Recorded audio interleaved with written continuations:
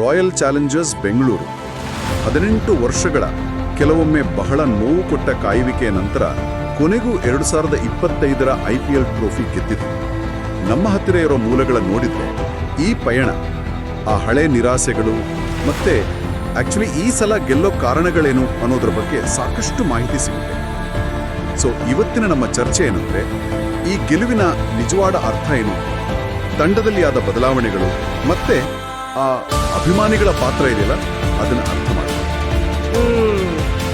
ಹೌದು, ಇದು ಬರೀ ಒಂದು ಮ್ಯಾಚ್ ಗೆದ್ದಿದ್ದಲ್ಲ, ಇದು 18 ವರ್ಷದ ಕನಸು ನನಸಾಗಿದೆ.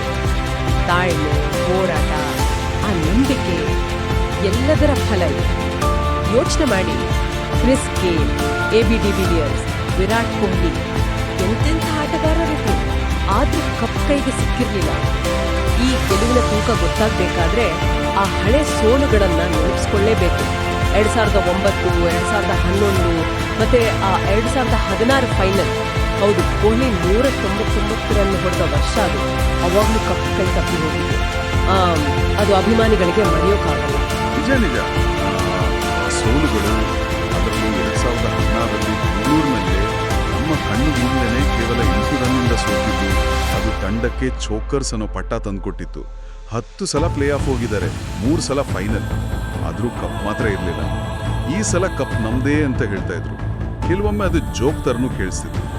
ಹಾಗಾದ್ರೆ 18 ವರ್ಷ ಆದ್ಮೇಲೆ ಈ ಸಲ ನಿಜವಾಗ್ಲೂ ಚೇಂಜ್ ಆಗಿದ್ದೇನೋ? ಬರೀ ಪ್ಲೇಯರ್ಸ್ ಬದಲಾದ್ರ ಅಥವಾ ಬೇರೆ ಏನಾದರೂ ಇತ್ತಾ? ವಿರಾಟ್ ಕೊಹ್ಲಿ ನೋಡಿ, 2008ರಿಂದ ಟೀಮ್ ಜೊತೆ ಇದ್ದಾರೆ, ಒಂದೇ ಫ್ರಾಂಚೈಸಿ. ಅವರಿಗಂತೂ ಇದು ಬಹಳ ಎಮೋಷನಲ್ ಆಗಿರುತ್ತೆ.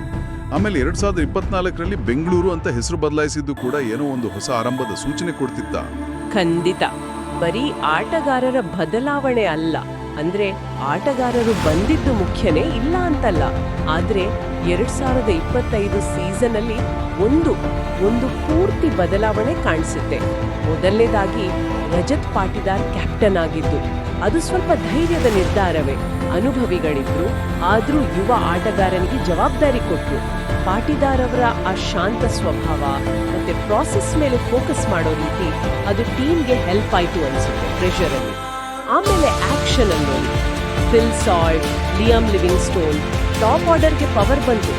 ಆದ್ರೆ ಅದಕ್ಕಿಂತ ಮುಖ್ಯವಾಗಿ ಬೌಲಿಂಗ್, ಭುವನೇಶ್ವರ್ ಕುಮಾರ್, ಜೋಶ್ ಹೇಜಲ್ವುಡ್ ಮತ್ತೆ ಕೃಣಾಲ್ ಪಾಂಡ್ಯ ಇವರು ಬಂದಿದ್ದಿದೆಯಲ್ಲ, ಮುಂಚೆ ಬೌಲಿಂಗ್ ವೀಕ್ನೆಸ್ ಆಗಿತ್ತು, ಈ ಸಲ ಅದೇ ಸ್ಟ್ರೆಂತ್ ಆಯಿತು. ಹೌದದು ನಿಜ. ಹಿಂದಿನ ಸೀಸನ್ಗಳಲ್ಲೆಲ್ಲ ಕೊನೆ ಓವರ್ ಬಂದ್ರೆ ಸಾಕು ರನ್ ಲೀಕ್ ಆಗ್ತಿತ್ತು.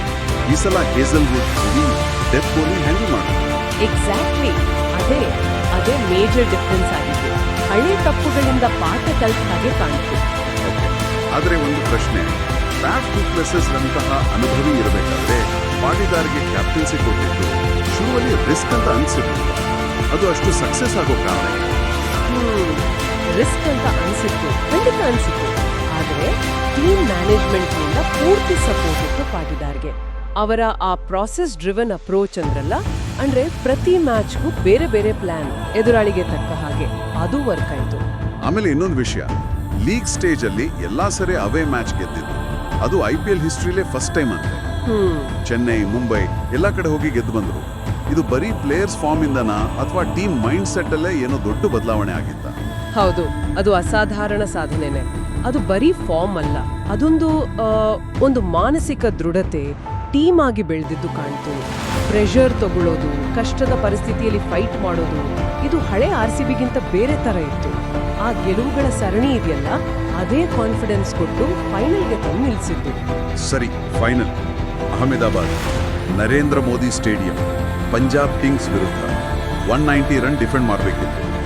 IPL ಫೈನಲ್ ಅಂದ್ರೆ ಪ್ರೆಷರ್ ಇದ್ದೇ ಇರುತ್ತೆ. ಹಿಂದಿನ ಫೈನಲ್ಗಳಲ್ಲೆಲ್ಲ RCB ಇದೇ ತರದ ಸಿಚುವೇಶನ್ ಅಲ್ಲಿ ಎಡವಿತ್ತು. ಈ ಸಲ ಆ ಪ್ರೆಷರ್ ಹೇಗೆ ಹ್ಯಾಂಡಲ್ ಮಾಡ್ತಾರೆ? ಅದೇ ಈ ಸಲದ ಸ್ಪೆಷಾಲಿಟಿ. 190 ಡಿಫೆಂಡ್ ಮಾಡಬೇಕಾದ್ರೆ ಮಧ್ಯದ ಓವರ್ಗಳಲ್ಲಿ ಕೃಣಾಲ್ ಪಾಂಡ್ಯ ಅವರ ಸ್ಪಿನ್ ಬೌಲಿಂಗ್ ಅದು ತುಂಬಾ ಕ್ರೂಷಿಯಲ್ ಆಯಿತು. ರನ್ ಕಂಟ್ರೋಲ್ ಮಾಡಿದ್ರು, ವಿಕೆಟ್ ತೆಗೆದ್ರು. ಆಮೇಲೆ ಕೊನೆ ಓವರ್ಗಳು, ಭುವನೇಶ್ವರ್ ಅವರ ಅನುಭವ, ಹೇಜಲ್ವುಡ್ ಅವರ ನಿಖರತೆ ಪಂಜಾಬ್ ಬ್ಯಾಟ್ಸ್ಮನ್ಗಳ ಮೇಲೆ ಪೂರ್ತಿ ಹಿಡಿತ ಸಾಧಿಸಿದ್ರು. ಹಿಂದಿನ ತರ ಕೊಲ್ಲಾಪ್ಸ್ ಆಗಿಲ್ಲ. ಪ್ರತಿಯೊಬ್ಬ ಬೌಲರು ಕೂಡ ತಮ್ಮ ಜವಾಬ್ದಾರಿ ನಿರ್ವಹಿಸಿದ್ರು. ಅದು ಪ್ಲಾನ್ ಮಾಡಿ ಎಕ್ಸಿಕ್ಯೂಟ್ ಮಾಡಿದ್ರು. ಕೊನೆ ವಿಕೆಟ್ ಬಿದ್ದಾಗ ಅದು ಬರೀ ಮ್ಯಾಚ್ ಗೆದ್ದಿದ್ದಲ್ಲ, 18 ವರ್ಷದ ಕಾಯುವಿಕೆ, ಆ ನೋವು, ಆ ಕನಸು ಎಲ್ಲವೂ ಆ ಒಂದೇ ಕ್ಷಣದಲ್ಲಿ ಸಾರ್ಥಕ ಆದ ಹಾಗೆ. ಅದು ಆ ಶುದ್ಧ ಖುಷಿ. ಒಟ್ಟಿನಲ್ಲಿ ಹೇಳೋದಾದ್ರೆ ಈ ಗೆಲುವು ಬರೀ ಒಂದು ಸೀಸನ್ನ ಯಶಸ್ಸಲ್ಲ. ಇದು ವರ್ಷಗಳ ಪರಿಶ್ರಮ, ಸೋಲುಗಳಿಂದ ಕಲಿತ ಪಾಠ, ಸರಿಯಾದ ಟೈಮ್ನಲ್ಲಿ ತಗೊಂಡ ಸ್ಟ್ರಾಟಜಿಕ್ ನಿರ್ಧಾರಗಳು, ಆಟಗಾರರ ಡೆಡಿಕೇಶನ್ ಮತ್ತೆ ಮುಖ್ಯವಾಗಿ ಲಕ್ಷಾಂತರ ಅಭಿಮಾನಿಗಳ ಆ ನಂಬಿಕೆ ಇದೆಯಲ್ಲ, ಸೋತಾಗ್ಲೂ ಕೂಡ ನಿಂತಿತ್ತು. ಅದರ ಫಲ ಕೊನೆಗೂ ಈ ಸಲ ಕಪ್ ನಮ್ದೆ ಅನ್ನೋದು ಈ ಸಲ ಕಪ್ ನಮ್ದಾಯ್ತು. ಖಂಡಿತವಾಗಿಯೂ ಈ ಗೆಲುವಲ್ಲಿ ಕ್ರಿಕೆಟ್ ಬಿಟ್ಟು ಇನ್ನೊಂದು ದೊಡ್ಡ ಪಾಠ ಇದೆ ಅಂತ ನನ್ಗನಿಸುತ್ತೆ. ಎಷ್ಟು ದೀರ್ಘ ಹೋರಾಟ ಇರಲಿ, ಎಷ್ಟು ಸಲ ಸೋತ್ರು ಪ್ರಯತ್ನ ಬಿಡದೆ, ನಂಬಿಕೆ ಕಳ್ಕೊಡದೆ ಇದ್ರೆ ಅಸಾಧ್ಯ ಅನ್ಕೊಂಡಿದ್ದನ್ನು ಕೂಡ ಸಾಧಿಸಬಹುದು ಅನ್ನೋದಕ್ಕೆ ಇದು ಬೆಸ್ಟ್ ಉದಾಹರಣೆ. ಬಹುಶಃ ಇದು ನಮ್ಮೆಲ್ಲರಿಗೂ ಅನ್ವಯಿಸುತ್ತೆ ಅಲ್ವಾ? ಜೀವನದಲ್ಲೂ ಅಷ್ಟೇ. ಆ ನಂಬಿಕೆ ಅನ್ನೋದು ಎಷ್ಟು ಪವರ್ಫುಲ್ ಅಂತ ಯೋಚನೆ ಮಾಡೋ ಹಾಗೆ ಮಾಡುತ್ತೆ.